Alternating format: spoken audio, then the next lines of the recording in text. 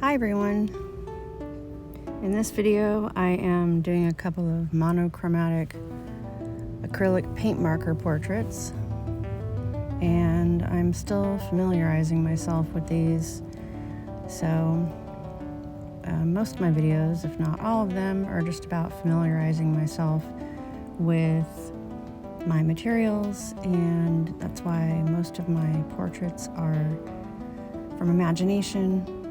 I've done a couple of them from photo references, but for the most part, I'm familiarizing myself with the materials that I have so that I could eventually do something a little bit more elaborate and with more planning. And, I think that's the direction I eventually want to go with this channel. Essentially, I'm still really just exploring all the different media that I have at my disposal from I know a lot of people during 2020 did a lot of impulse buying and got a lot of art supplies and things like that, but it was actually during that time when I had decided to return back to art. So for me, it was just an added bonus that I had that downtime to improve my skills and explore new materials. So yeah, paint markers are not something that I thought I was going to really enjoy or get into. I had got some Posca pens about 2 years ago and really just found some limited uses for those. So I had labeled some jars and didn't really do any artwork with them. I noticed that they really tore up the paper. I don't know if it was because the ink is a little bit chalky and super liquidy, when it comes out of the Posca pen. But yeah, I found them very limiting for what I could do in artwork. A lot of people use them for mixed media, just for accents and things like that, but for each individual type of media that I have, I'm trying to figure out how to use it, from start to finish, or just as is, an all-in-one piece kind of thing. But right before I started my channel, I was scrolling on YouTube looking for art inspiration, and I came across a lady who was doing a painting with paint markers, and she was painting directly on canvas,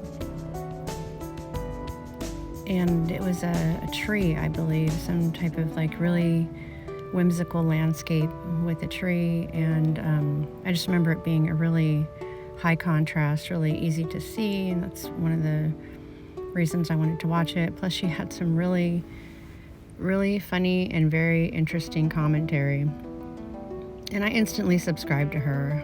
If you guys want to check out her channel, it's called Freaky Mum, and she is just the most adorable, most talented person. She's currently working on wood carving projects, and a lot of her accomplishments, I guess in the film industry, have lent that aspect of her art and her skills to what she's doing now. And I was really inspired by her use of the acrylic markers, and I thought I should try to re-explore my Posca pens and pull them out, because as I said, I was trying really hard to just use everything that I have and really get to know all of my art supplies, and that way I'll know if I would enjoy them and regularly reach for them, or if I should donate them and let somebody else figure out how they would like to use them. So yeah, I really got inspired by that video that she posted, and I think it was within about 24 hours after that I had actually started my channel. I was already on the fence with doing that, and the lovely lady that had mentioned in the last video that I did when I painted a picture of me and my friend Jenny, the interactions with her and I over emails and text was kind of gearing me up for starting my channel to begin with. There was a lot of technicalities and things I had questions about, and she was gracious enough to help me with that and answer a lot of my questions. And I think I was just literally getting ready to sit down, do something, and push record. And it was, I think, the day after I saw the paint marker video with Freaky Mum that I started my channel.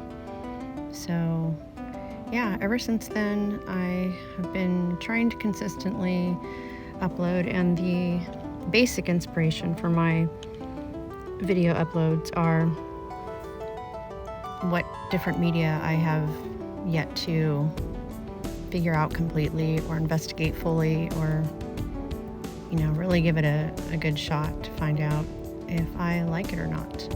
And I absolutely love these paint markers. They are definitely softer than the Posca pens. I got these about a month ago, I think, a little over a month ago, and they're a lot softer, a lot nicer on the paper, because this is just regular sketch paper. And it's definitely not tearing up the paper and acts a lot more like a paintbrush on the paper. So they're really nice to use, and I found that I could still go over with Posca markers once the initial paint or ink from these softer markers has been laid down, because then the paper's protected and then it's not easy to pill or shred or tear. So yeah, like I said, these portraits are just from imagination, and doesn't give me a whole lot of pressure when I'm just trying to figure out a medium and how I like it, how I like to get used to it, get a feel for it. And so I know my portraits can possibly look a little repetitive or very similar, but to me they're just doodles, and I'm just getting it out on the page so I can really just explore the medium that I'm using. So I hope you guys are having a wonderful day and enjoying whatever it is that you're doing that takes the stress off of your day-to-day life. And yeah, see you in the next one.